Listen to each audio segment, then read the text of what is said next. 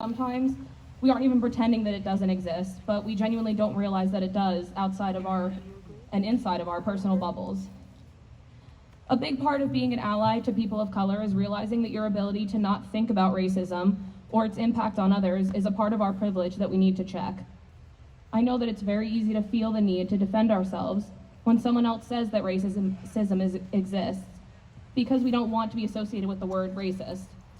I believe it is imperative to realize that we have been living in a world where racism runs rampant in a country that was built on the backs of Black people, and that by not acknowledging these facts or opening ourselves up to hear someone else's voice, we are invalidating their experiences and the way the world treats them. I know that as a white person, I will never understand what a person of color goes through, mentally or emotionally, in their day-to-day in this country. But I ask that we all allow ourselves to be uncomfortable and vulnerable and open-minded today and listen to the voices that we might not otherwise hear.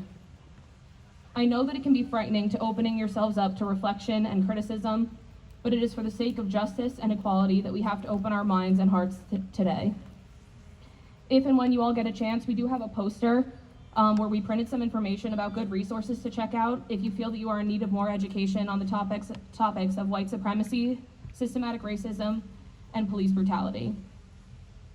With all that being said, I would like for us all now to kneel, if you are able, or to bow our heads in silence for 8 minutes and 40 did not deserve to be murdered at the hands of a racist and brutal system. I ask that during this silence you also think about your own privilege and the times that you have stayed silent. I ask that you realize that as mostly white people, that we have benefited our whole lives from a privilege that keeps people of color under the heels of an unjust system. Thank you, and if you are all ready, our moment can begin now.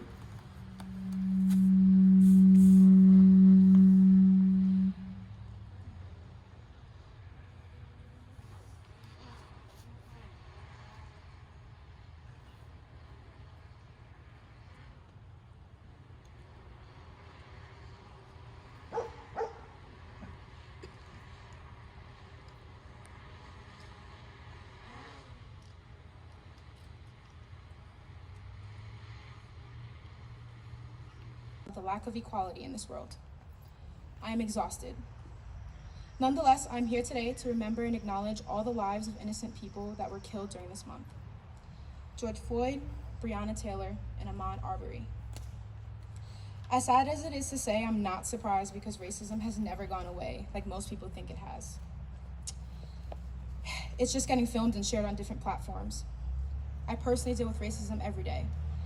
I am reminded I am Black every single day, no matter where I go. Could be a good thing, but most of the time it's a horrible thing. When I first moved to this town, I remember being on a bus and a kid said to me, "Why don't you paint yourself white so people could like you?"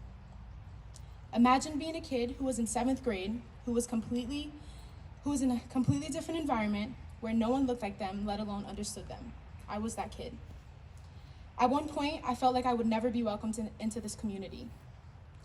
I figured I might as well make the best of it, because if you guys know my parents, there was no way I was moving out anyway. I was myself and I was confident. I thrived throughout high school and I promised myself that I would never let anything like that get to me.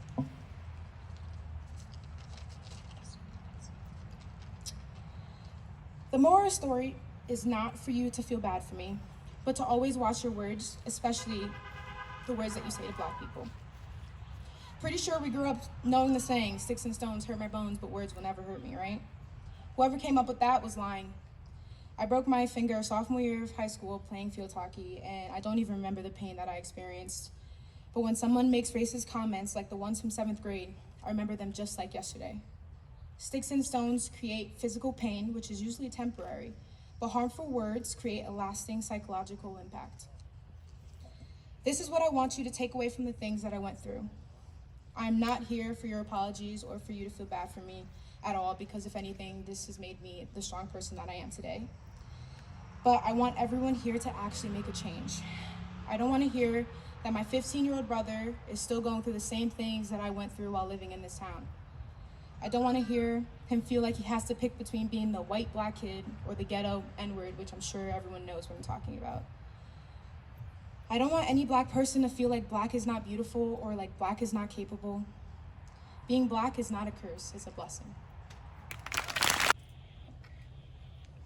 Even though I've been married to a black man and I'm raising black children, I still don't know what to say. I was too sad and disgusted by the latest video. But mostly I couldn't speak because I knew that I had to have the talk that my in-laws have been telling me that I needed to have with my children. The conversation that black mothers and fathers have been having with their children for centuries about living in a world where racism is alive, in a world where the color of your skin, the sound of your name, the clothes that you wear, or the curl and kink in your hair determine what your experience is in this nation.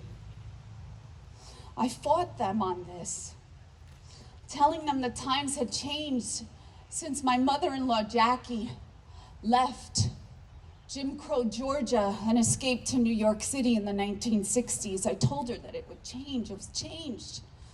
We elected a black president. Don't you see the change? I was naive. You see, I had privilege, even though I'm a Puerto Rican Latina with Taino Indian roots. I was a minority Latina, married to a black man, and I still didn't get it. I didn't get it because my skin was my privilege. I grew up in a town of immigrants. I never experienced racism.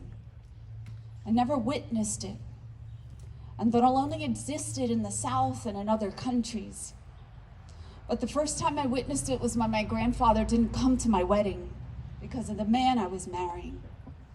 And then at my honeymoon, when we rented some schwanky, exclusive resort, and we walked to the pool, and the older white woman grabbed her stuff and sneered at my husband because he had arrived.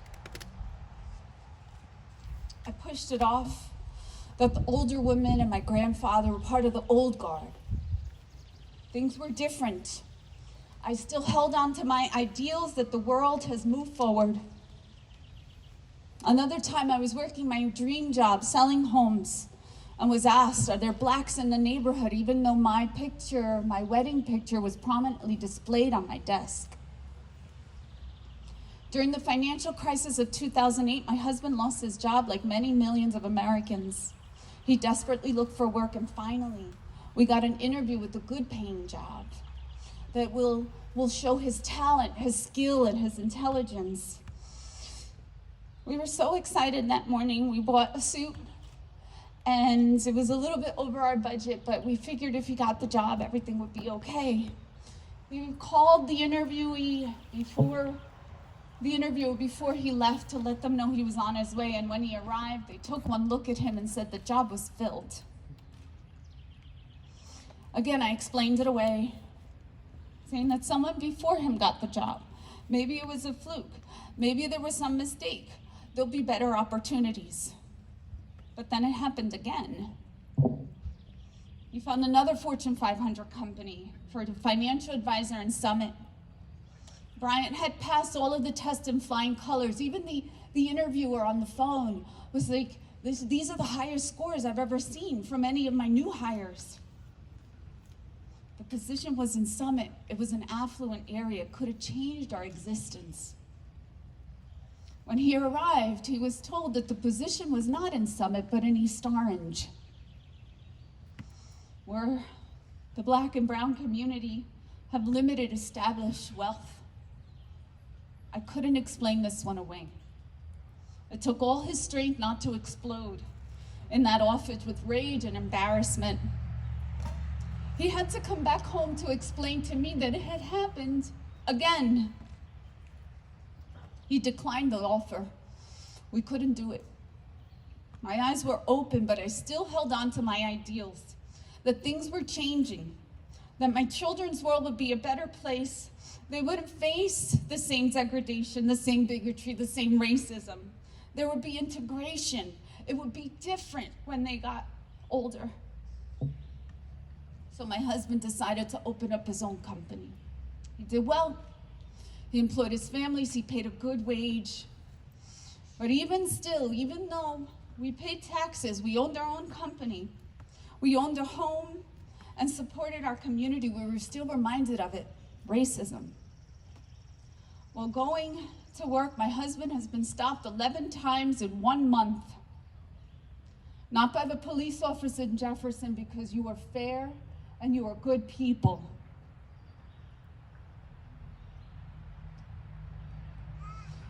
But stopped 11 times driving while black in 1 month.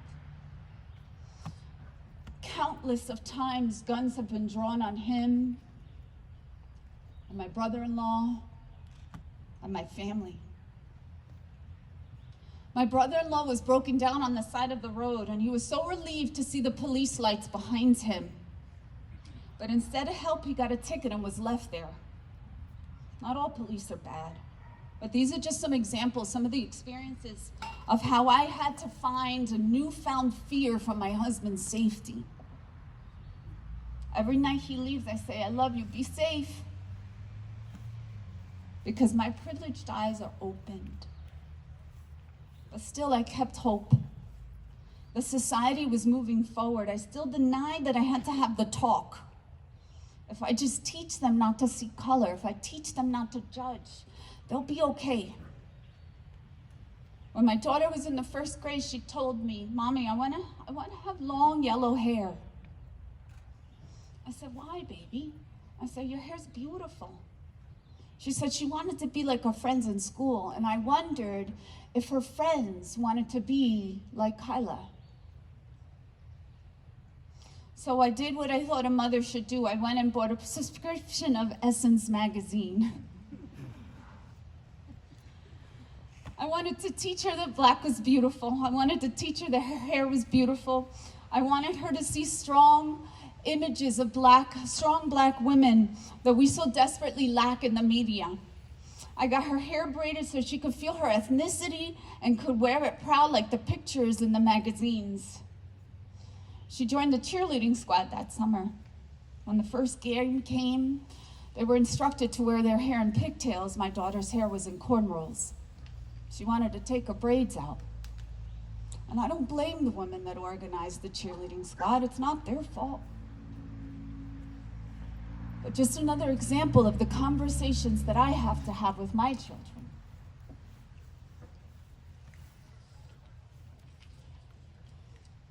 After the election in 2016, Kyla was hysterical. I said, what's wrong, baby? And she said, does this mean I can no longer play with my friend? And I said, why would you think that? And she said, because they're going to build a wall between us.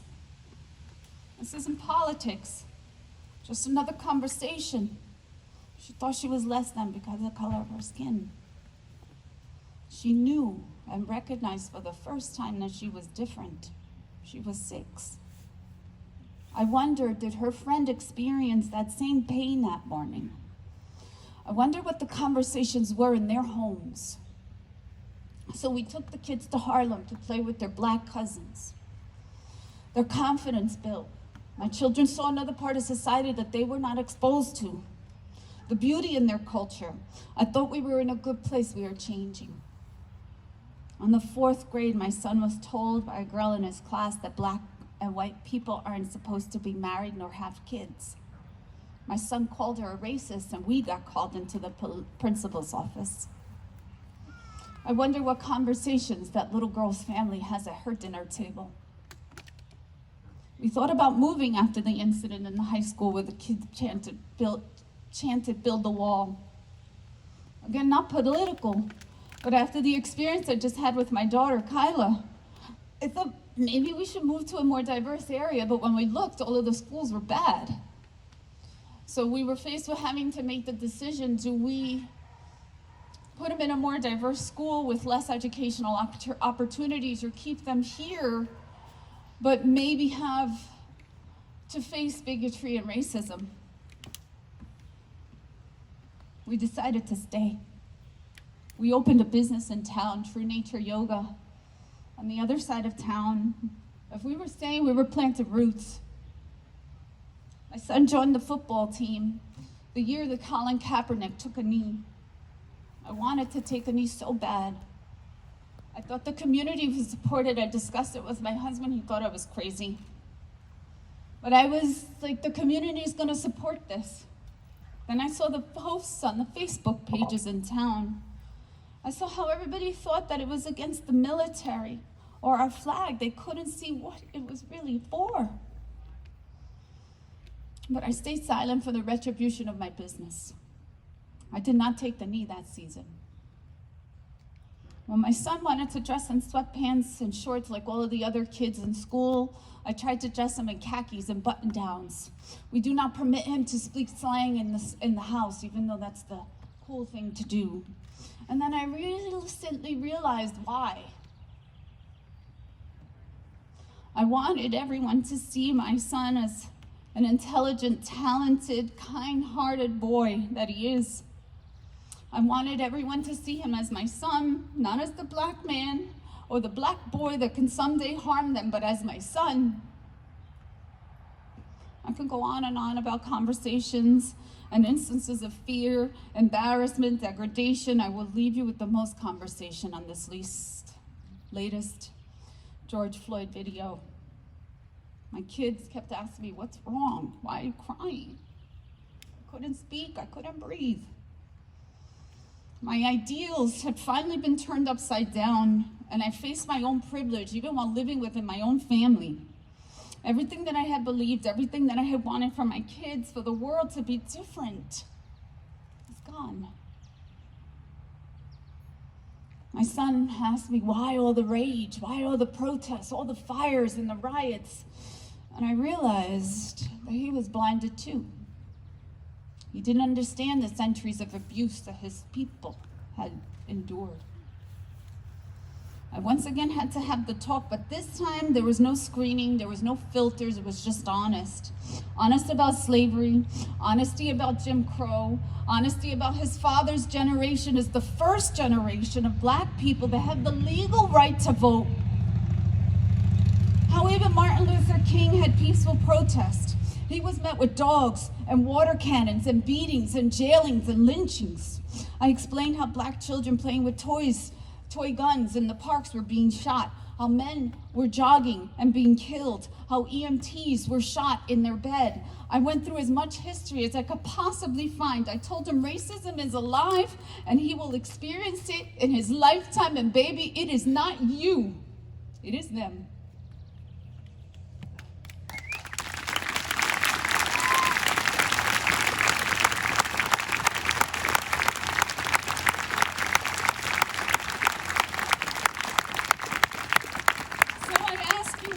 I cannot raise my black children alone. I can no longer be the only mother to have the talk with their children.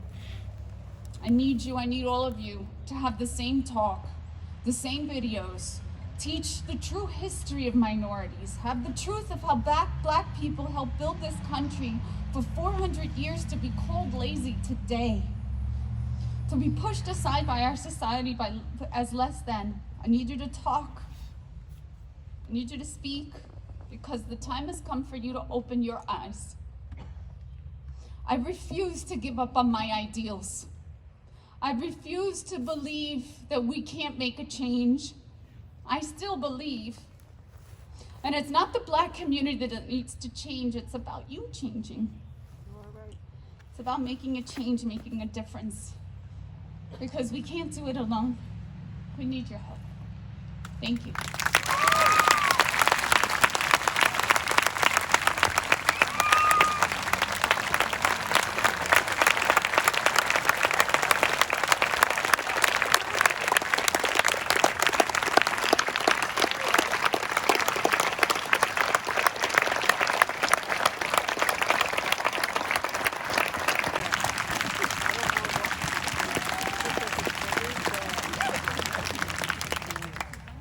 I've called Jefferson my home for 18 years.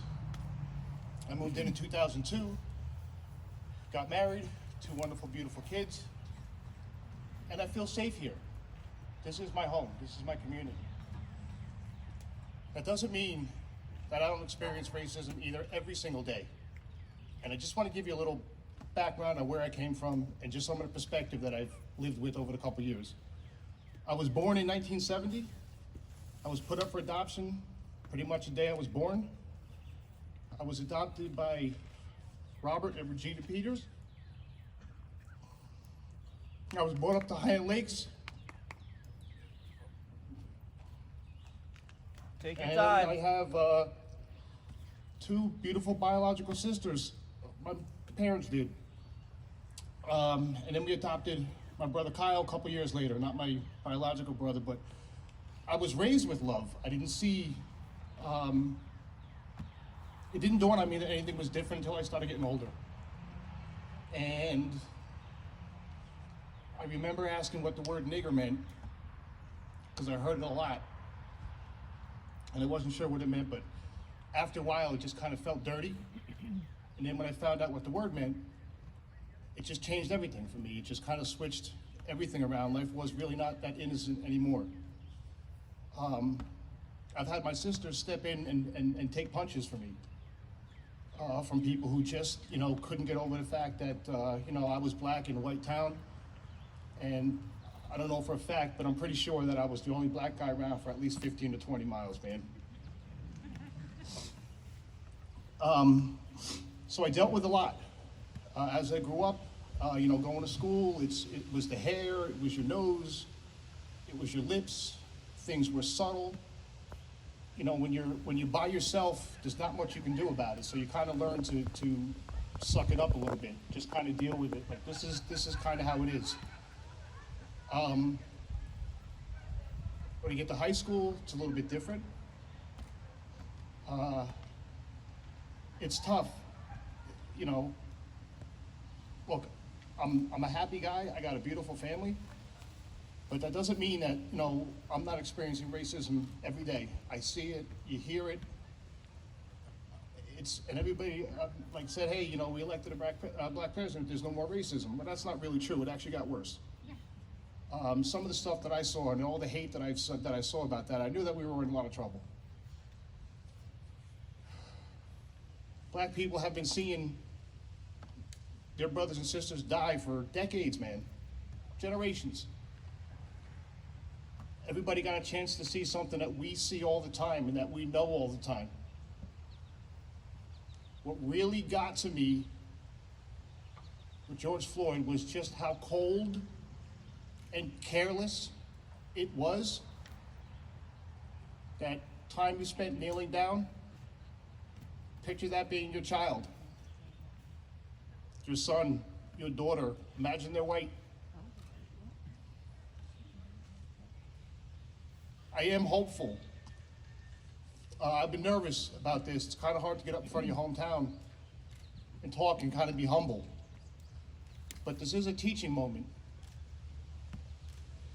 We have to be a little kinder, man. We have an obligation. We have an obligation as a country to pull each other up and lift each other up. This divide isn't going to work. We're your teachers, we're your doctors, we're your sanitation workers, we're your hospital. We're part of this world, we're part of this community. What I don't like is people telling me how I feel. Ask somebody, talk to somebody. Don't just look at a meme and assume that every black person is the same way. The whole Kaepernick kneeling down thing drove me insane. We let this country tell us what that meant. And it just broke my heart, because you're saying that we don't care about this country, that we don't care about our troops, that we all hate the police. Guys, it's bullshit. That's not what this is about. That's not what it was about. Hear it from the people who are telling you what it's about. And if you see this stupid nonsense, please push back on it. What we're saying is there is injustice. There is racism in this country. There is police brutality in this country. We do need to address it. White guy gets arrested with a dime bag, he gets a ticket. Black guy gets arrested, he's doing 3 to 5 years. Good luck getting a job. It's the reality. There's racism in the housing market. There's racism in the credit market. There's racism in the auto industry. It's just all over the place. It's almost like we're set up to fail. I'm 49 years old and I still feel like I need to justify what I'm doing here. I have been stopped in neighborhoods. Do you have money? Are you loitering? Get pulled over. My God, every time you see a light go on, you have no idea. It doesn't matter what you did. You feel like it could be your last day. That's a fact. I'm not being dramatic. That's a fact. It's just scary because we see and we know what goes on. Talk to people. Get off social media. Get away from the keyboard. Talk to your neighbors. Talk to the community. I'm going to share a story with a friend of mine that lives over in Lake Apacon. Happened about 2 weeks ago. Young black boy walking his dog up the street. She's outside trimming her bushes, doing some vegetable gardening. Dog starts barking. His dog starts barking. She's like, oh, hey, what kind of dog is that? This young black kid looked at her and said, I live right down the street. My mom's home. This is my address. This is my phone number. I'm walking my dog. You can't be afraid in your own neighborhood, guys. This is just awful. The fact that he literally gave, I live here. Please don't call the cops. He probably saw the same video. Black guy going out for a job, never comes home. The people who call the police, there's a guy trying to kill me when all he's doing is taking pictures of birds. There's hysteria when it comes to black people. We all need to push back on that. We all need to push back on that. We're telling you how we feel. We are telling you what we're experiencing. I'm tired of the politicians and people saying, no, that's not what he's saying. I'm telling you what he's saying. That's got to stop, guys. If we push back on the ignorance, we can start the healing. If you don't feel safe in your own community as a black person, that's pretty sad. That's on all of us as a community. We're losing that I am my brother's keeper. We have an obligation.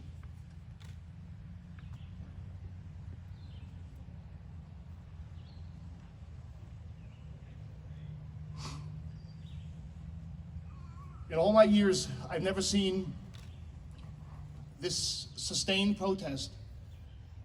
I've never seen millions of people in this country, black, white, Indian, all different ages, and around the world marching for the same thing. I've never seen that before.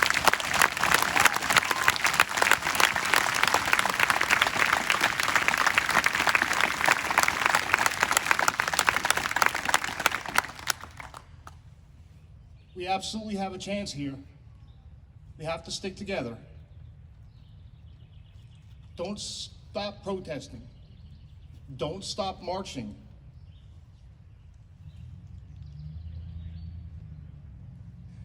When all people want to do is talk about a small percentage of people looting, what you're saying is what we're doing there in the first place doesn't matter. I don't care. This is what I'm telling you. I'm tired of people flipping the narrative. We need help from all of you guys. If you see something stupid and it doesn't make sense, push back on it. There are more good people in this country than there are bad. We need to band together.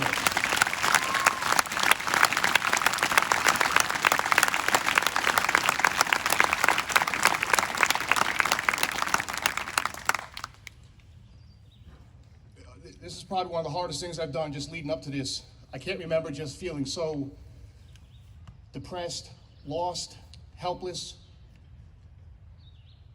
You know, the fact that the country saw somebody die and the look on that guy's face while he's on camera is, I don't care because he doesn't matter. That was the look on his face. I am entitled to do this. How many people here are afraid to let their kids leave the house? How many people here are afraid they're not going to come home?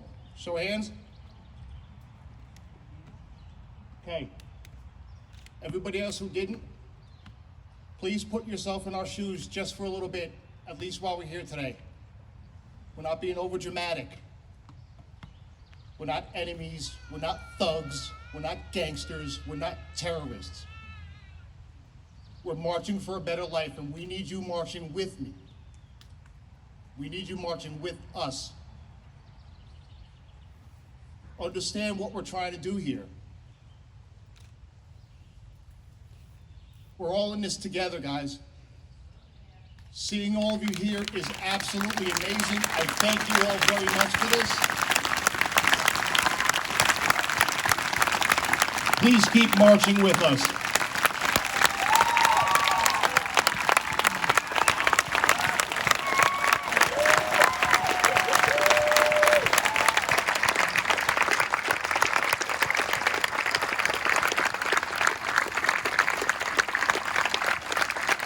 And it's a difficult one, but it's one I've been talking about for a while. I was having trouble figuring out what to say to you today because I didn't want to offend you. I entered the public school system here in Jefferson in 5th grade, so from ages 10 to 18, I was constantly surrounded by teachers and peers and community members whose respect I genuinely wanted to earn. So that meant spending my life here from ages 10 to 18, constantly worried about upsetting people or making the people around me feel uncomfortable.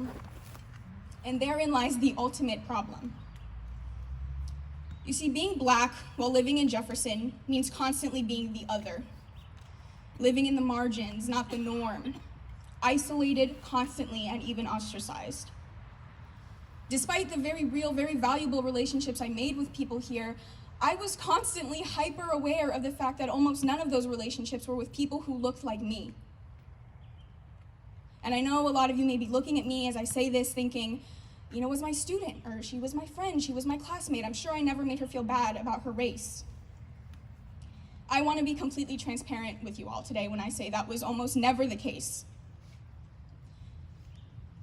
From constantly feeling the need to let people touch my hair in 5th grade, to withstanding affirmative action jokes during the college application process in 12th grade, my elementary, middle, and high school experiences were all fraught with microaggressions, regardless of the fact that I spent my time constantly worried about making the people around me feel comfortable.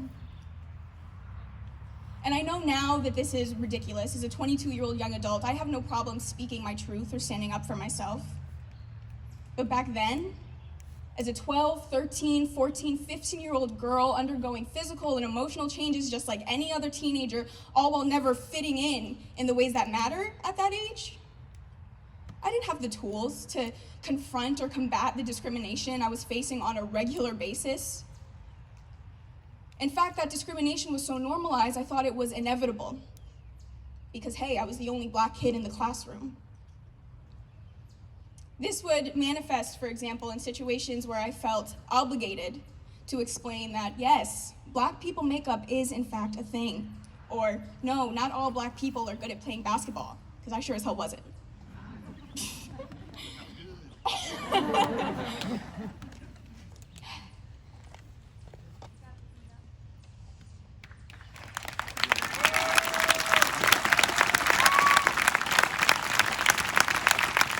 I know now, for a fact, that in the words of Audre Lorde, it is not the duty of the oppressed to explain their oppression or their existence to their oppressor.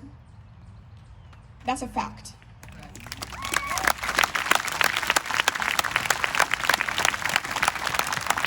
But as the only Black girl in an all-white classroom, in an all-white CCD room, in an all-white gymnasium, I didn't know that that was even an option. And that's the unfortunate reality of most people of color when they are living somewhere where they are demographically the minority. We explain, we assimilate, we say what we need to say and laugh at the jokes we need to laugh at in order to evade that sense of otherness. To feel that we are the same and that we do in fact belong. You know, the other day, I was talking to my dad about a time in my sophomore, junior year of high school where my classmates and I were asked our opinion on what literature we'd like to see more or less of in our English classes. And when I told my dad that my classmates, some of whom were my good friends at the time, suggested we remove African American works from the curriculum because constantly talking about slavery and other examples of white supremacy in this country's history made them feel guilty, naturally, my dad was shocked. He asked me if I said anything, if I stood up for myself, if I protested these absurdly closed-minded suggestions. And I immediately felt so much shame over the fact that the answer was no. I don't remember the details at this point, it was years ago, but I remember poignantly how uncomfortable and how sick to my stomach I felt sitting in that moment. Speaking up for myself would have made me feel even more ostracized than I already was, but I didn't know how to speak up for myself for something like that in the first place. Something that forced me as the only Black girl in the room to talk about race and inclusivity and representation. So that is why, white residents of Jefferson Township, it is your responsibility to educate yourselves on the histories, the struggles, and the experiences of Black people and all people of color.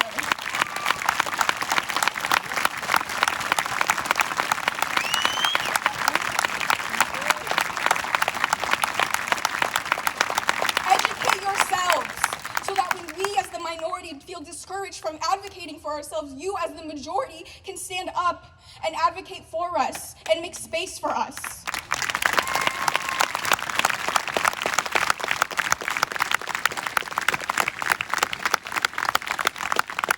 And mind you, making space goes beyond attending teach-ins and even creating diversity groups.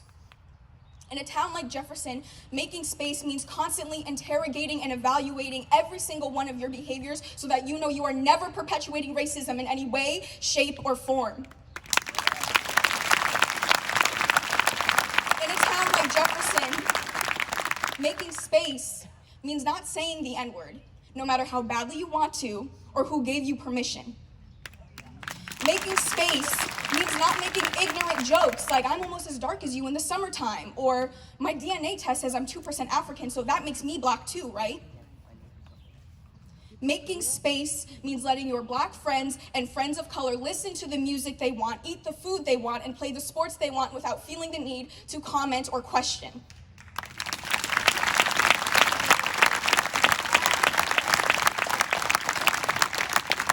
And speaking of comments, one I used to get a lot as a kid from my white peers, especially when I felt bold enough to advocate for myself, was that I was being overly sensitive, or that it was a joke, and I should not take it so seriously.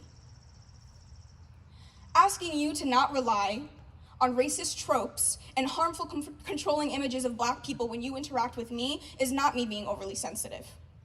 And making sure that all Black kids and kids of color in this town feel safe and welcome is serious, and it is not a joke.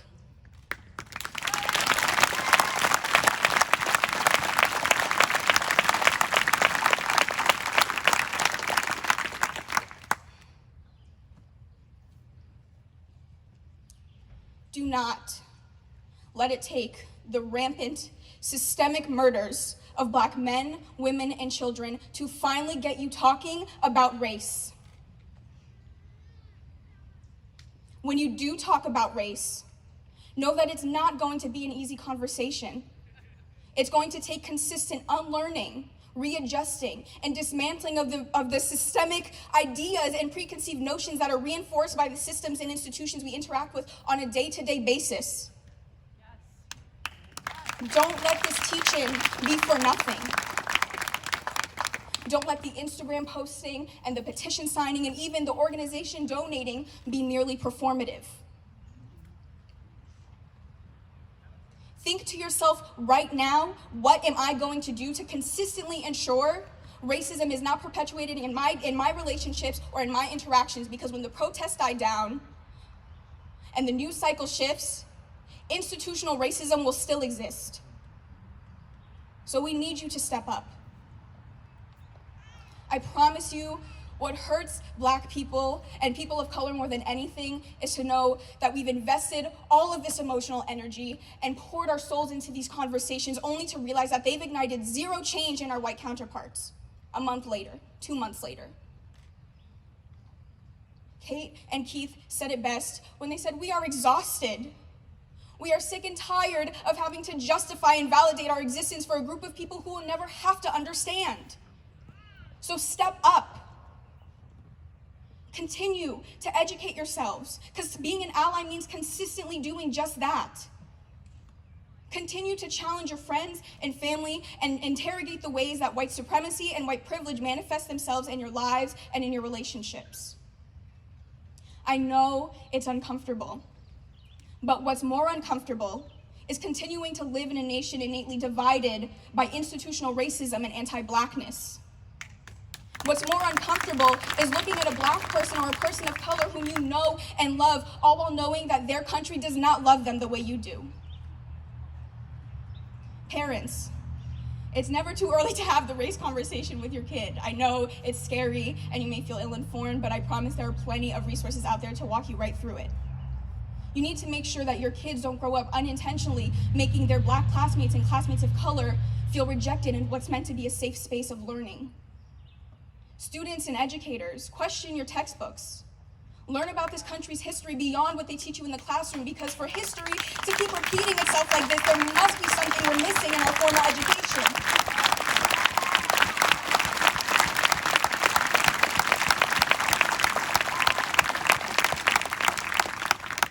I'll close by saying that my mom always used to say to me growing up that nothing good comes easy and nothing good comes without change.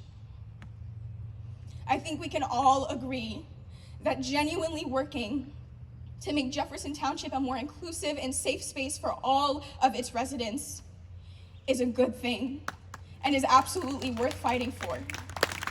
Because nothing good comes without change.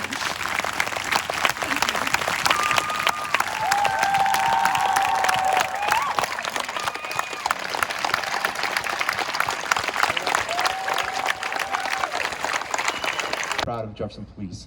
And if you ever run into a situation where there's a communication problem or something that an officer did didn't seem right, fair, or just, you call us and we're going to take care of it. You know, I'm proud of our New Jersey officers. I'm proud of you all for coming here today, and I hope everybody had ears wide open. Thank you very much.